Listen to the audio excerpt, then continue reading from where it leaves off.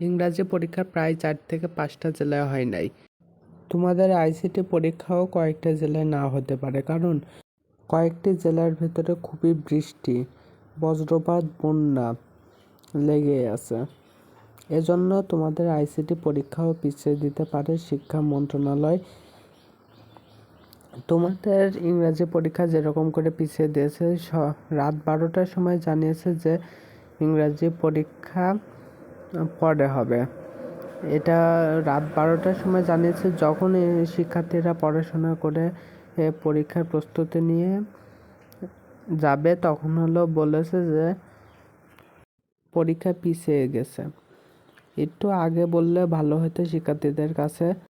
গত বছরও এরকম করে রাত 2টার সময় পরীক্ষা পিছিয়ে দিয়েছিল।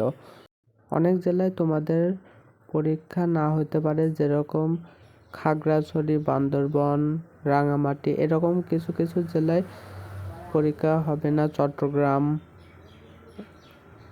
যেগুলো জেলাতে বন্যা হয় ওইগুলো জেলাতে পরীক্ষা পিছিয়ে দিতে পারে, কারণ ওইখানে বন্যা হয়ে ঘর বাড়ি আসবাবপত্র সব কিছু ডুবে গেছে। এর মাঝে পরীক্ষা নেওয়া কোনোভাবে সম্ভব না। এজন্য ওইগুলো জেলাতে তোমাদের পিছিয়ে দিতে পারে। যদি এগুলো আপডেট যদি একটু আগে দিত, তাহলে শিক্ষার্থীদের কাছে অনেক ভালো হতো, কারণ শিক্ষার্থীরা তখন পড়াশোনা করে পরীক্ষার কেন্দ্রে প্রস্তুতি নিয়ে তারপরে যাচ্ছে, তখন শুনতেছে কি পরীক্ষা হবে না। এটা একটা কিরকম লাগে না শিক্ষার্থীদের কাছে? এজন্য একটু আগে হলে ভালো হতো। এভাবে করে আইসিটি পরীক্ষা পিছিয়ে দিতে পারে। এজন্য তোমরা ভালো করে প্রিপারেশন নাও।